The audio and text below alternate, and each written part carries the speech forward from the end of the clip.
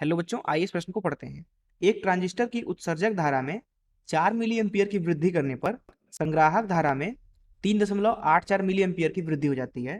Transistor के नियतांक alpha व बीटा ज्ञात कीजिए। आइए इस प्रश्न के मुख्य अवधारणा की चर्चा करें।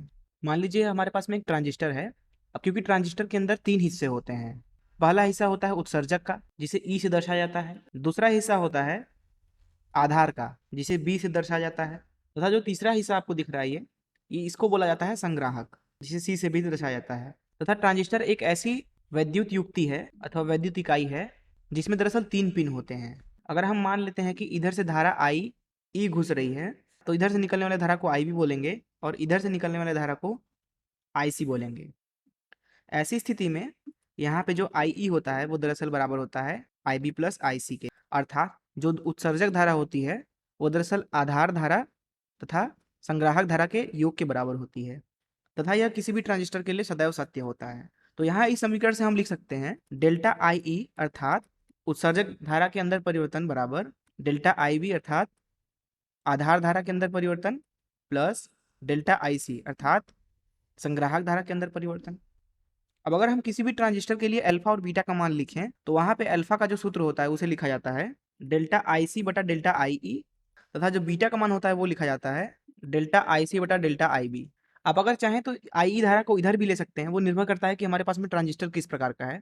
ऐसी स्थिति में जो आई बी है उसकी भी दिशा बदल जाएगी और आई सी की भी दिशा बदल जाएगी। तो इस मुख्य अवधारणा का इस्तेमाल करके आइए इस प्रश्न को हल करें। यहाँ बोला जा रहा है कि जो उत्सर्जक धारा है उसमें परिवर्तन अर्थात डेल्टा आई ई उसका मान है 4 मिली एम्पियर के बराबर में, तथा यहाँ बोला जा रहा है कि संग्राहक धारा में 3.84 मिली एम्पियर की वृद्धि हो जाती है। अर्थात डेल्टा आई सी का मान यहाँ पे दिया हुआ है 3.84 के बराबर और इसका मात्रक है मिली एम्पियर। दोनों ही धनात्मक है, दोनों में ही जो परिवर्तन है वो दरअसल दोनों ही धाराएं बढ़ रही हैं। तो यहाँ पे हम अगर अल्फा का मान लिखना चाहें दिए गए ट्रांजिस्टर के लिए तो उसको लिखा जाता है जैसा कि हमने मुख्य उदाहरण देखा डेल्टा आई सी बटे डेल्टा आई ई, तथा बीटा का मान लिखा जाएगा डेल्टा आई सी बटा डेल्टा आई बी। तथा साथ ही साथ ट्रांजिस्टर के लिए सदैव सत्य नियम आई ई को लिखा जाता है आई बी प्लस आई सी। इस सूत्र से हम लिखते हैं डेल्टा आई ई बराबर delta I B plus delta I C. क्योंकि यहाँ पे डेल्टा आई और डेल्टा आई सी का मान हमें पता है, तो यहाँ से डेल्टा आई बी का मान बड़े ही आसानी से निकाला जा सकता है, जो कि होगा डेल्टा आई बी बराबर delta I E minus delta I C. Delta I का मान दिया हुआ है 4 माइनस डेल्टा आई सी का मान दिया हुआ है 3.84।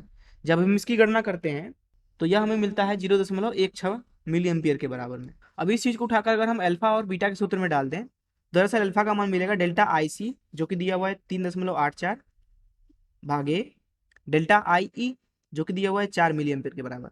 जब इसकी गणना करते हैं तो हमें अल्फा का मान मिलता है 0.96 के बराबर। तथा जब हम बीटा के अंदर इस डेल्टा आई बी का मान रख दें, ऊपर है डेल्टा आई सी जिसका मान है 3.84 और नीचे है डेल्टा आई बी जो कि है 0.16, तो इसकी गणना करने पर बीटा का मान हमें मिलता है 24 के बराबर। अर्थात हमारा अल्फा जो है वो दिए गए प्रश्न के लिए 0.96 है तथा बीटा का मान दरअसल 24 है। तो इस तरीके से हमने इस प्रश्न को हल कर लिया। मैं आशा करता हूँ कि आपको इस प्रश्न का हल जरूर समझ में होगा। धन्यवाद।